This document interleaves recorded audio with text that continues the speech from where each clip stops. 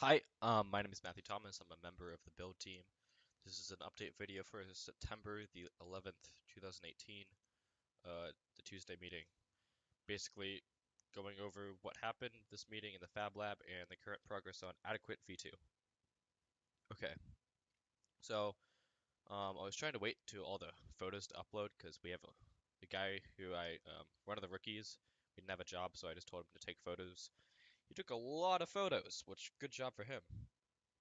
But yeah, it takes a while to upload all these photos to my computer.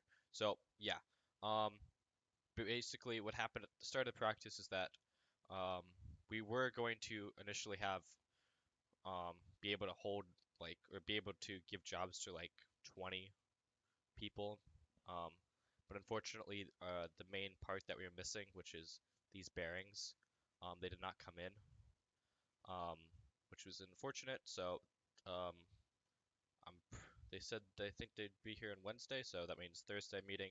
We should be able to do what I was planning to do this meeting, which was assembling the whole ARM system and make it move linearly. Um, so while we didn't do that, we did um, certainly we didn't work on anything or nothing. Um, we worked a lot on the intake, attaching it to this long piece of tube stock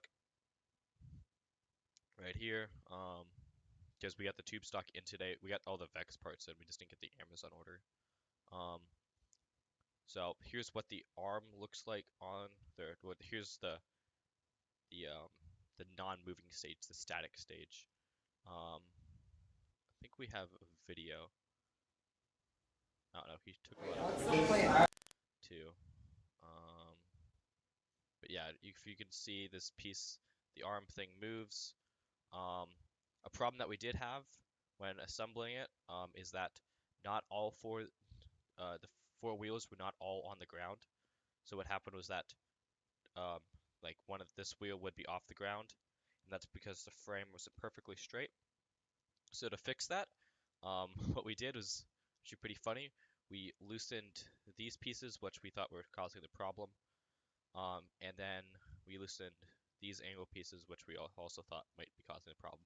And then we got people to stand on either end to make sure to keep all the wheels on the ground, and then just retightened. And after we did that, perfect. Everything was on the ground and everything was straight. I guess another photo of it's taking a while to load. But yeah, so that's what it looks like. I'll just run through the pictures. Um, we got the second stage fully assembled. So that's ready to go with bearings. Um, the electronics people worked on the electronics board. I think they had a problem with something shorting out, so Air Blast does the job quite nicely. We tested the. I wonder if we have a video of that. But we tested the lift motors, which is that one and that one, and they are super loud.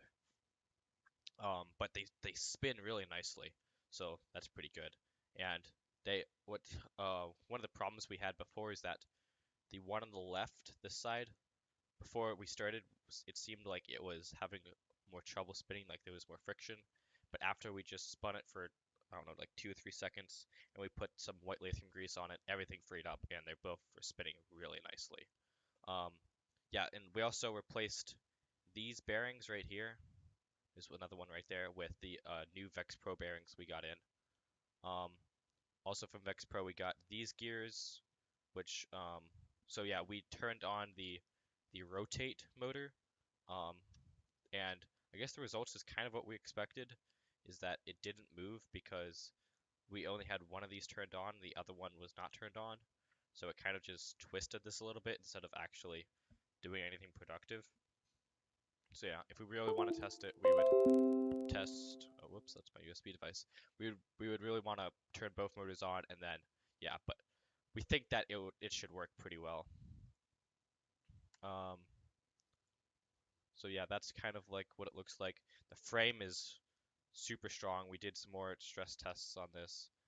Here we go. Here's what it looks like, kind of fully extended. Where we put the second stage in and then the first stage in, and I'm looking like a fool in that photo.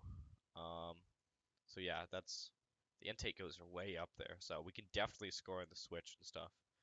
Um, so yeah, just want to get a good photo of just when we were standing on it. Oh yeah. So yeah, that's how we stood on it to make sure the frame was all good to go. Um, oh, I liked this. These pieces, this 1x2 right here, doubled as handles, made carrying the robot really nice. Um, Me and Jack had fun with that. Um, here's a good picture.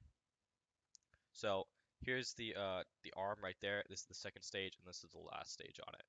So this is kind of like what it looks like fully assembled. Um, it seemed to, even without the bearings, it still seemed to move pretty well, which really surprised me. So when we do have bearings, it's probably gonna move even better, hopefully. Yeah, I think that was it for this meeting. We basically, so yeah, what I was trying to get to is where that last picture went. But the we put all the stages in together like this without the bearings just to test and to just get a visual of how the robot's gonna look like. So this is definitely, oh, that's weird. This is definitely not the final thing because we need to fill this whole thing up with bearings. We need to fill these up with bearings, and then we'll be good to go. So that's basically the plan for Thursday. We get the order from Amazon, and that has bearings and rope in it. So we can put all these. These are the spools, and we can put rope on all of these. So and then we can test extending and retracting, and that should be good to go. So yep, Thursday bearings, put rope. Uh, oh, also the electronics people said for like the third time in a row that the electronics panel would be done. But I know electronics takes a while, and it's robotics time, so that's about right for time estimates. Um, yeah, I think that's it. If you guys have any questions, please post them below. Um, yeah, that's it. Goodbye.